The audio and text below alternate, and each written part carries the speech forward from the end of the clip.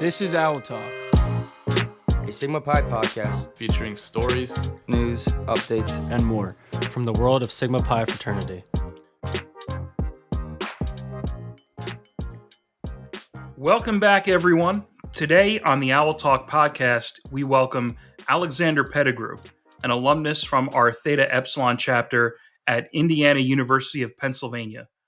During his undergraduate years, Alexander was the SAGE and third counselor of his chapter and also the vice president of his campus IFC. He graduated in 2018, and shortly after graduating, he started working for Sigma Pi Fraternity.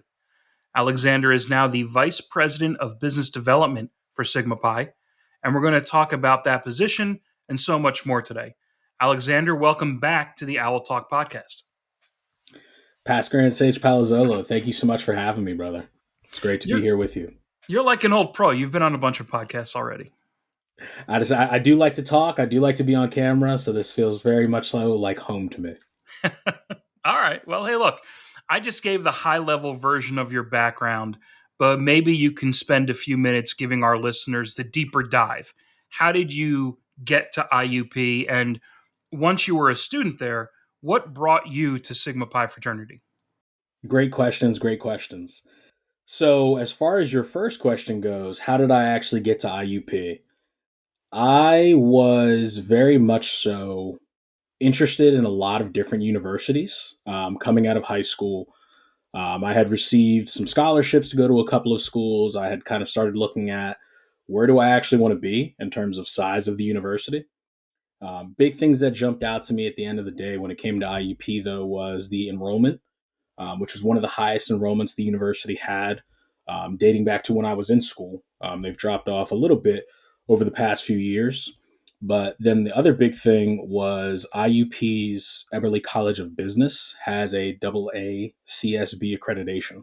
Around 6% of institutions worldwide have that accreditation. So for me, it felt like a great opportunity to be not too close to home, but just far enough, but also get a quality education and an opportunity to branch out. Awesome. And, I'm a professor at Monmouth University. Our business school is also AACSB accredited. And I know that's not an easy accreditation to get. There's a lot of time, energy, and effort that goes into it from every part of the university, not just the business school. So it's good to hear that an incoming student at IUP recognized the value of that accreditation. So maybe you can tell us a little bit about how did you now find your way into Sigma Pi Fraternity? How did you find your way to Theta-Epsilon chapter? Yeah, so I think it's actually a pretty funny story for me. When I came out of high school, I had played sports. I've been involved in sports my whole life. Leading up to that point, I did not pursue anything sports-wise, though, going into college. Big thing that I did come into college with, though, was the stereotype that you should not join a fraternity. I think a lot of us have heard the stereotype coming into college, and we've had to kind of navigate that space. Ultimately, for me, I had ended up being involved in the Greek life scene as a first semester freshman, and it started to kind of get an idea of what that all actually looked like. I got about 4 bids from 4 different organizations, so it was pretty up in the air for me. But when it really came down to it, I will never forget. I had a conversation with 2 of my alumni now. At the time, they were the president and vice president of the group. But they had really talked to me about how fraternity is going to offer you brotherhood. Fraternity is going to offer you a home. But the opportunity that I would have with Sigma Pi was that I would have the opportunity to be a leader. And for me, coming from someone, who was the captain of a sports team in high school and who wants to be leading from the front of the room, that struck home for me and resonated. And that was really all she wrote. I'd like to think that I took full advantage of that. I was the president of my new member class. You mentioned it a little bit earlier. I ended up becoming the president of the chapter. I was elected third counselor or treasurer while I was wrapping up my new member experience. I was the first member of my group to sit on the IFC campus executive council in 8 years up to that point. Try to absorb all of those opportunities that I was told I would have. Alexander, that's such an overlooked part of recruitment. I think our undergraduates around the country, they do a really good job of selling how close they feel to the members of the chapter. They do a good job of selling the fact that you have a home away from home. But I don't know if not just our fraternity, but all fraternities do a good enough job of selling the idea that, hey, those of you who have had some sort of a leadership opportunity as a high school student and now you don't have that, we can give that to you. You can be the president of a chapter, or if that's not for you, you can be the secretary of the chapter. If that's not for you, you can be a committee chairman. If that's not for you, you can be part of a committee. I wonder if we do a good enough job of promoting that to the next generation. And I think that's such a great point, because the beauty of presenting that opportunity is what comes with it. The opportunity to travel the country, to meet hundreds of thousands of members of this organization, but also those outside of it as you're traveling with leadership positions. Not to plug recruitment here, because I'm sure we'll talk about that in a bit, but it's such an incredible opportunity and a selling point for guys that if you aren't utilizing it, you definitely should be. Yeah, and we're going to get to that here in a moment, because we know that that's how you spend your days these days, working on recruitment and other elements of Sigma Pi at the national level. But before we get to what you're doing today, let's think about and let's talk for a few minutes about your career path once you graduated. So you spent some time out there in the market, but ultimately you made your way to Sigma Pi Fraternity. There's not a whole lot of people who have worked for Sigma Pi over the course of our 128 years, so you're in a rare position. Maybe you can talk to our listeners about what drew you to wanting to work for Sigma Pi in the first place. Yeah, so I had plans after college to relocate to Philadelphia and start my career in marketing. I had actually had the executive office team reach out to me back in 2018, right before I was graduating, with a position that had opened up. I think the biggest thing for me was that I was sold on the opportunity to continue doing what I was already doing, which was to lead college aged men like myself to become better leaders and instill values that are going to allow for them to become better men. And a perk of that was obviously that I got to travel the country. So I've definitely taken advantage of that.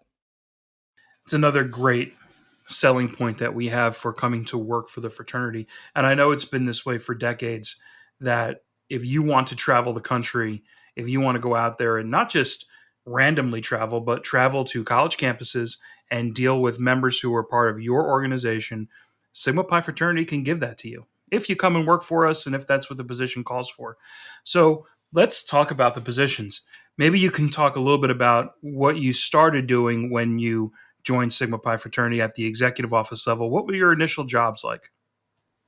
Yeah, so when I was initially recruited to join the team and eventually joined the team, I had started as a consultant. So my primary goal and workload at that point was traveling the country, working with chapters to increase their efficiency and overall effectiveness when it came to things like budgeting, standards of excellence, recruitment. So essentially just helping them to become better chapters where we could. About 9 months into the role, I had a unique opportunity to step in and become the director of education and programs. I sat in that role for a bit, but I think that's where a lot of my passion for this organization came out. And I was able to directly oversee then at that point different education opportunities for our members. So things like the Mid-Year Leadership Conference, things like the Back to School Summit, which is now the Back to School Seminar, things like the Tony Siress Leadership Summit, which I hope we get a chance to talk about because I would love to talk about that program. Also guiding us through some more difficult times for the history of Sigma Pi, being able to work on things like the new member experience, which is a program that all new members of Sigma Pi have the opportunity to go through and get standardized education and training on what it means to be a brother of this organization. So I spent a few years in that role, and recently, as of last year, I then would go on to step into this role now, which is our Vice President of Business Development. The biggest change with that role is that I am now also overseeing the growth and expansion for our organization. So when we have opportunities to spread this brand that we believe in and that we all feel a very high affinity for, I have the pleasure of leading those processes across the country. Wow. I love that. I love that growth. I love that career path, that trajectory that you're on. So maybe you can now take our listeners inside this world of business development for Sigma Pi Fraternity. Uh, you just mentioned, I know that you're leading a wide variety of areas from growth of existing chapters to expanding to new campuses, and you're overseeing all the educational programming. So maybe talk to our listeners about the larger world of business development, and then we can focus in on some of those programs. Absolutely. So when you break it all down and you really look at it from that kind of 10,000-foot view, I think my role and what my goal is for this organization is for us to be as competitive as we can be. And I feel like I am kind of leading that opportunity for Sigma Pi. The way that we do that and become more competitive is creating a culture or maintaining that culture of high quality membership, educated men, and people who are going to continue to go out and spread the good word of Sigma Pi fraternity, essentially.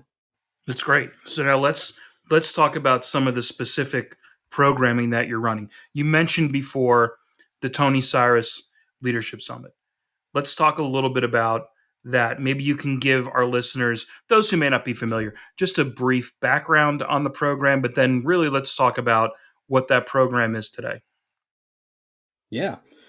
So for the Tony Siress Leadership Summit, or how our viewers and listeners may see it, TSLS, the biggest thing for that program and what makes it so unique and such a great opportunity to be a part of is we actually kind of take a step back from such a fraternally driven focus, and we look to key in on opportunities to enhance our members' knowledge and experience when it comes to their own personal and professional resume. Um, that program was conceptualized back in 2020. This past summer, we were actually able to host it for the first time nationally.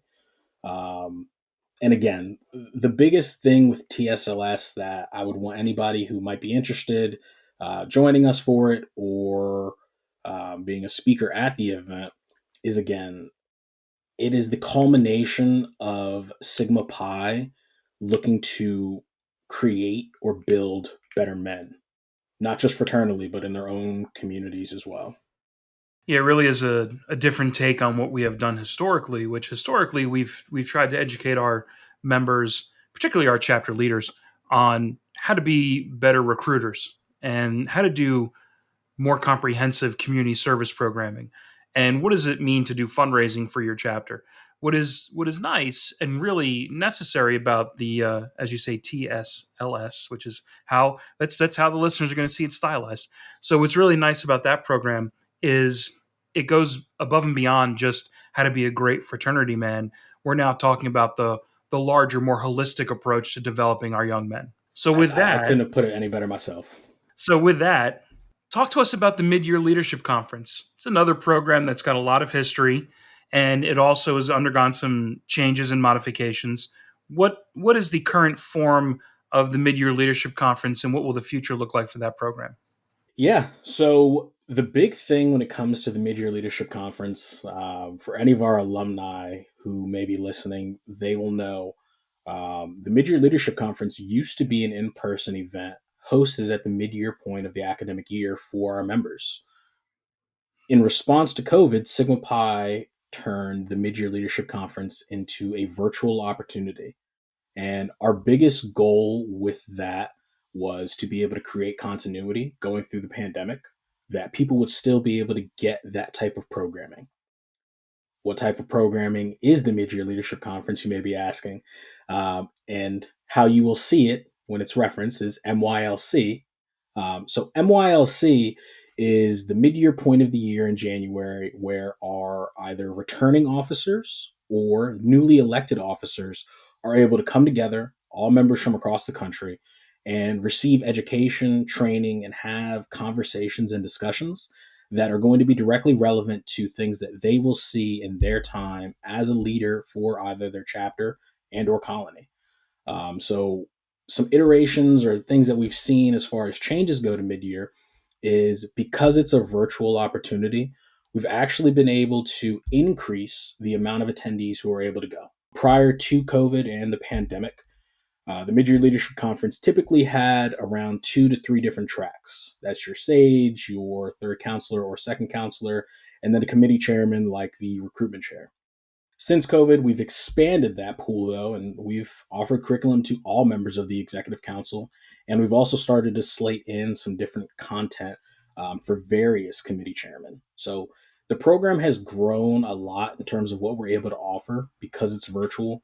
But we're also cognizant of the fact that not everybody wants to sit on Zooms all day, because I know that's what a lot of us do as is. So recently, as of this past year, the Mid-Year Leadership Conference was actually cut down from 3 days to 2 days, while still looking to focus in on high-level conversations, dialogue, and content for attendees. What I appreciate about your work with the Mid-Year Leadership Conference is that you did cut it down from 3 days to 2 days, and that's in a direct response to the feedback that we hear from our members. So for undergraduates out there who are wondering, hey, should I submit this feedback form? Should I let nationals know my thoughts on this program or that program, good, bad, or indifferent? Yes, you should, because your voice can be heard. And I think moving the Mid-Year Leadership Conference down to 2 days is a good example of how their voices get heard. All right. So I couldn't agree more. A little bit ago, you mentioned also the Back to School Seminar. Maybe you could talk for a little bit about the Back to School Seminar and what our chapters and chapter leaders can expect to get there. Yeah. So the Back to School Seminar now, unfortunately, there is no short acronym for that yet. I'm sure we will launch that at some point very soon. That's not a good acronym. Right? That one's tough. Yeah. But the Back to School Seminar, which was formerly the Back to School Summit, is a introductory level virtual conference that Sigma Pi has been hosting since 2022. The goal of the Back to School Seminar is to welcome our members back from that summer hiatus. Most of our members have been gone, enjoying their time away from the books and meetings for that 2 to 3 months over the summer. So this is the first opportunity for our members across the country to come together and partake in conversation that's going to be directly relevant to them again as they're starting their semester. So we talk through budgeting and finances. We talk about risk management. We talk about things that our guys are actually going to be dealing with as they're navigating that fall semester. Big thing I do want to mention, I've kind of alluded to it here, is the Back to School Seminar, which used to be the Summit, has also changed, and that is based off of the feedback that we get from our members. We used to host the Back to School Summit. It was a multi-day event. It took place for multiple hours throughout the day. Our members expressed to us, though, that they do not want to miss class. And we completely understand that. We don't want our members missing class either. So a big push for us with the Back to School Seminar was actually cutting that curriculum down to 1 day and turning what was originally 2 to 3 days of programming with around 2 to 3 hours a day into 1 day of programming, 2 hours max. And we offer that same training 3 times during the course of the week. So if you have class during one of the days that we're hosting it, you can join us the next day. If you have dinner with a loved one, you can join us the next day. So Sigma Pi is really trying to make sure that we make these programs and content available to our members, but we also want it to be digestible. We don't want guys sitting on phone calls for hours on end, walking away not understanding what they just received. We want to give high-level conversations to our men who are dedicated to not only their schoolwork, but this fraternity that we all love and care about. Amen. Amen. So another program that you operate is Sigma Pi Engage. Maybe you could talk to the listeners about Sigma Pi Engage. Yes. Engage is and has become another keystone event for the fraternity. Engage was originally launched in 2023. Our first one was in Chicago. Since that event, we've gone on to host 3 more Engages. Again, people are probably wondering if they've never seen it. What is Engage? Engage is Sigma Pi's approach and push to create a space for our members from across their regions or provinces to come together and connect over conversations, dialogue, and again, curriculum that's going to be relevant to them specifically as officers of their chapter or colony. So We just actually hosted Engage Boston this past weekend. And the biggest thing that we push at these events is, yes, curriculum. But our members are always asking for an opportunity for an in-person event. Engage allows for Sigma Pi to bring that opportunity to each of our provinces across the country. And that's what we're really trying to take advantage of with this program. No surprise that our members want in-person events. We are a social fraternity. We're built on socialization. So no surprise that that's what our members are asking for. Another program that I know you operate is helping to grow our existing chapters. So maybe you can talk for just a few minutes about how are we doing there? What type of programming do we provide to help grow existing chapters? Yes. And I hope I don't throw any of our listeners off because there are quite a few programs that Sigma Pi Fraternity offers. When it comes to growing our members, one opportunity that has just become available as of 2025 is actually the Recruitment Academy. So the Recruitment Academy takes us a step back and allows for us to initiate the conversation with designated chapters across the country as they join us for a weekend dedicated to how can we either improve our recruitment or ultimately become better at it. That's just the starting point. That's an opportunity for some of our chapters across the country. We hope to have as many members there as we can when we host it. But when it comes to the continuation of conversation, because that's equally, if not more important, we actually have our Assistant Director of Strategic Growth working with chapters and colonies across the country. And in his role, he's having conversations to assess where our groups actually are. So when it comes to marketing your group, when it comes to visibility on campus, when it comes to things that you might not realize are related to recruitment, like how well you operate, which then goes on to tie in how many members we're able to retain. So that retention rate. But we go in and we assess where our chapters are from there. And then we figure out what is an actionable game plan that we can implement with these groups to go from there. So if your group doesn't utilize social media, what does that look like for us actually getting on there and creating posts that are going to then get engagement? If you guys don't take opportunities to market the group through visibility on campus, are we doing recruitment videos? Are we putting out rush shirts? Are we doing flyers? Are we connecting with sororities?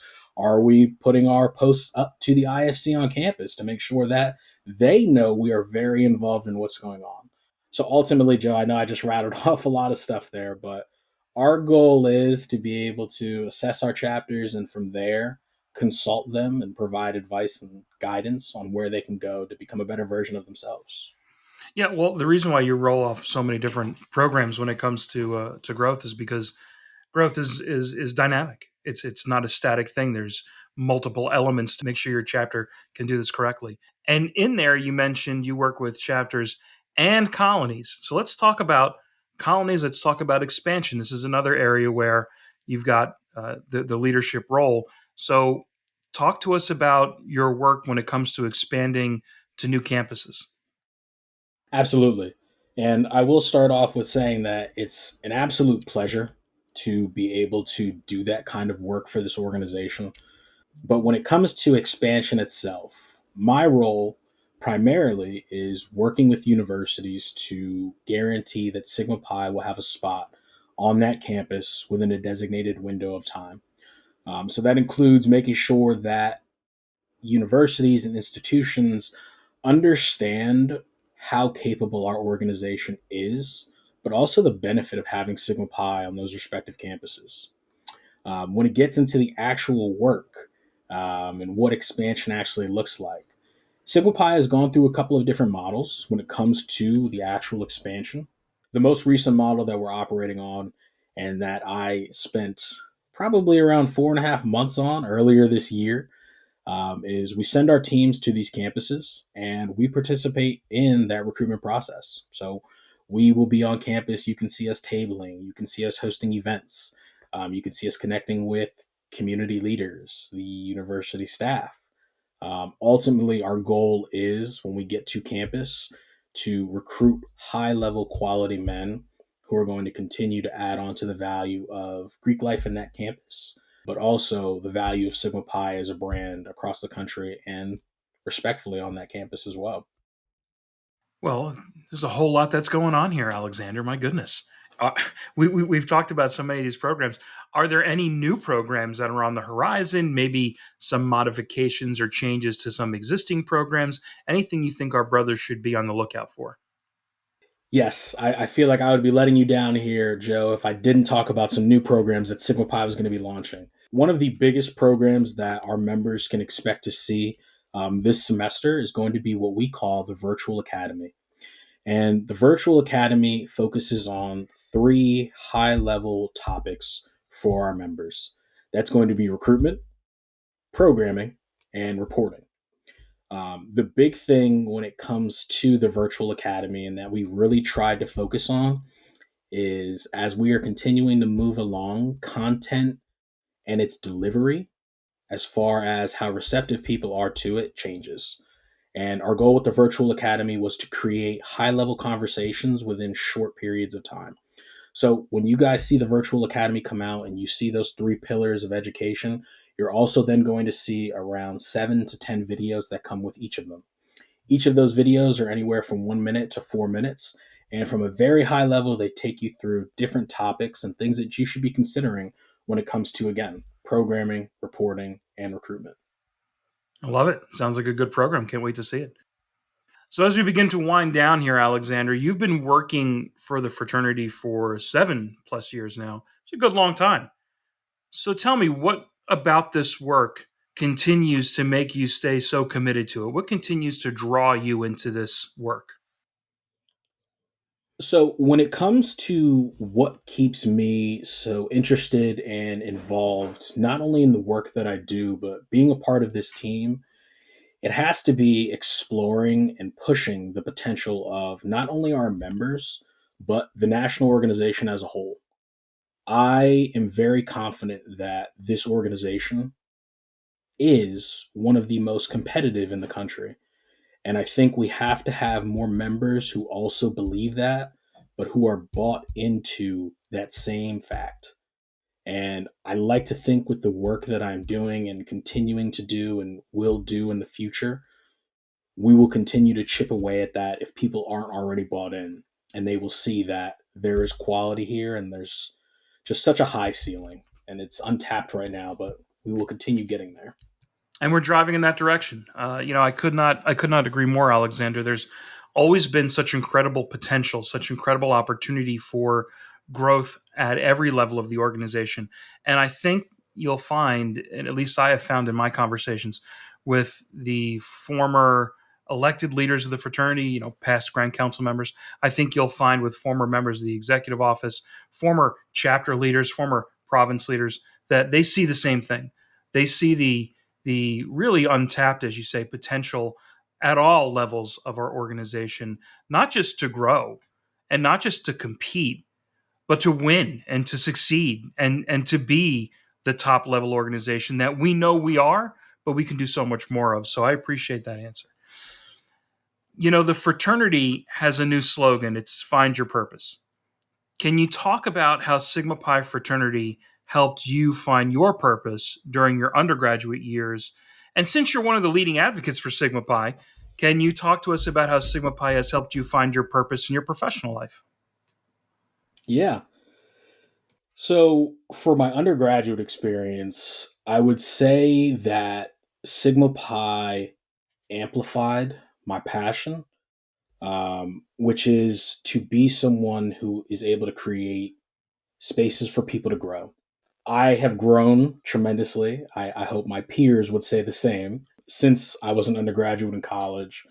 But I think the challenges and adversity that you face as a fraternal man knows no bounds. And I think you lean on your brothers, you lean on your brotherhood to get you through those things. And I was afforded that opportunity, and I'm grateful for it. And I think now I'm still, living out that opportunity to create that space now for younger brothers and other alumni who are across the country who either are super tapped in with our network or aren't. It's great. It's great, Alexander. Look, this was awesome.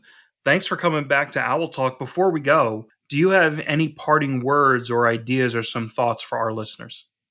Yeah, actually, I think a big thing, and especially in today's day and age, is you have to lean into things and you have to put yourself in a position to be uncomfortable to grow. It doesn't matter if it's recruitment or fraternity or just things that are going to allow for you to become a better man. So I encourage everyone who listens to this and who I will talk through it or talk to at some point that you should lean into whatever opportunities you have. And you should do that because you're going to create other opportunities by doing so. And you may be uncomfortable doing it, but the dividends it will pay off will pay for themselves. Absolutely. Absolutely. Hey, if our listeners want to connect with you, what's the best place to find you online? Yeah, I hope to connect with as many brothers as I can. If you guys are interested in talking more with me or just having another connection, you can reach me on LinkedIn. I am under Alexander Pettigrew. Awesome. Thank you, Alexander. Thank you so much, Pastor and Sage. You can stay up to date on the latest in the world of Sigma Pi Fraternity by following us across social media. We are at Sigma Pi, all one word, on Instagram, X, LinkedIn, and Facebook. On YouTube, we are at Sigma Pi Fraternity, also one word. Remember, you can always get the latest information on Sigma Pi Fraternity at sigmapi.org. Thank you to everyone who listened to this episode, and we look forward to you joining us for the next I'll Talk podcast.